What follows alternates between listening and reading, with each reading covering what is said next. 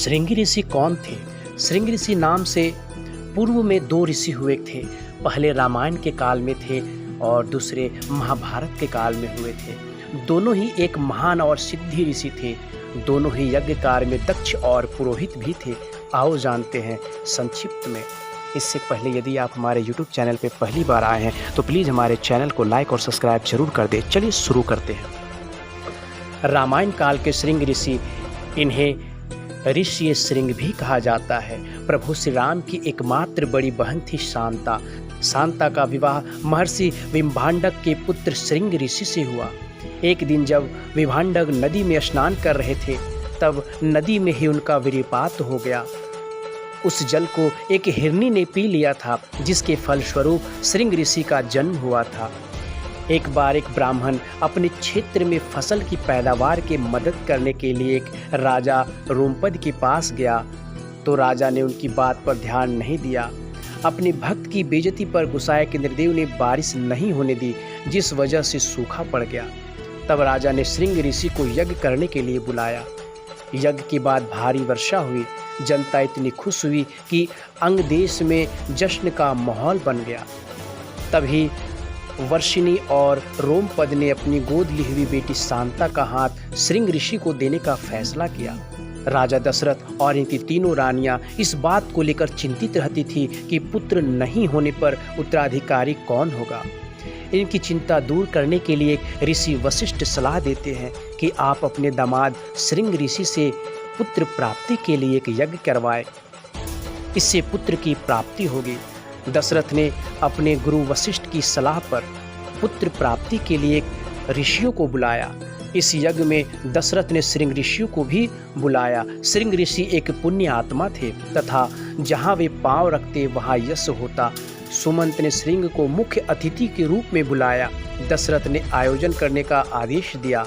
पहले तो श्रृंग ऋषि ने यज्ञ करने से इनकार कर दिया, लेकिन बाद में शांता के कहने पर ही श्रृंग ऋषि राजा दशरथ के लिए पुत्र प्राप्ति के लिए यज्ञ करवाने को तैयार हो गए। कहते हैं कि पुत्र प्राप्ति के लिए यज्ञ कराने वाले का जीवन भर का पुण्य इस यज्ञ में आहुति में नष्ट हो जाता है।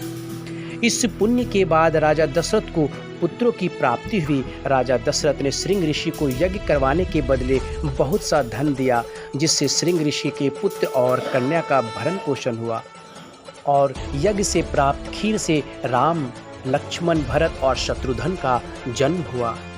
श्रृंग ऋषि फिर से पुण्य अर्जित करने के लिए वन में जाकर तपस्या करने लगे। ऐसा माना जाता है कि श्रृंग ऋषि और शांता का वंश ही आगे चलकर सेंगर राजपूत बना। सेंगर राजपूत को श्रृंगवंशी राजपूत भी कहा जाता है। महाभारत काल के श्रृंग ऋषि पांडवों के सर्वांगरोहण के बाद अभिमन्यु के पुत्र परीक्षित ने शासन किया। उसके राज्य में सभी सुखी और संपन्न थे। एक बार राजा परीक्षित शिकार खेलते खेलते बहुत दूर निकल गए। परीक्षित शिकार के लिए बहुत भटके, लेकिन कहीं शिकार नहीं मिला।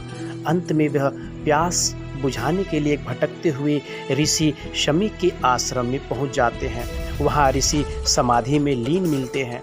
राजा ने ऋषि से कहा कि हमें प्यास लगी है, हमें पानी चाहिए, लेकिन ऋषि तो समाधि में लीन थे।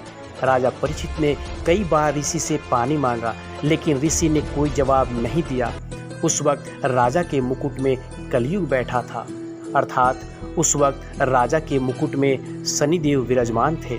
राजा को क्रोध आया और उन्होंने उनका वध करने के लिए धनुष पर बाण चढ़ा दिया, लेकिन संस्कारवश उन्होंने खुद को ऋषि की हत्या करने से रोक लिया। तब उन्होंने वहां मरे पड़े एक सांप को महर्षि सामिक के गले में डाल दिया और वहां से चले गए। उस समीक ऋषि का किशोर पुत्र श्रृंगी एक नदी में स्नान कर रहा था। उसके साथियों ने उन्हें बताया कि किस तरह राजा परीक्षित ने उनके पिता के गले में सर्प डाल दिया।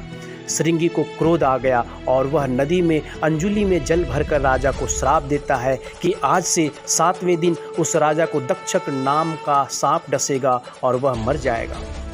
बाद में समीक ऋषि की समाधि खुलती है तो वे पूछते हैं कि यह सांप कहाँ से आया। फिर उन्हें उनका पुत्र श्रृंगी सारा किस्सा बताता है।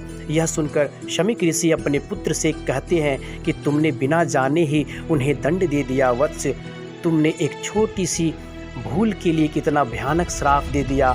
वह राजा वैदिक ऋषियों की रक्षा करने वाला और आर्य धर्म व प्रजा को संरक्षण देने वाला है। उनके मारे जाने से राज्य में अत्याचार और अनाचार बढ़ेगा और इस घोर पाप का दोष तुम्हें भी लगेगा।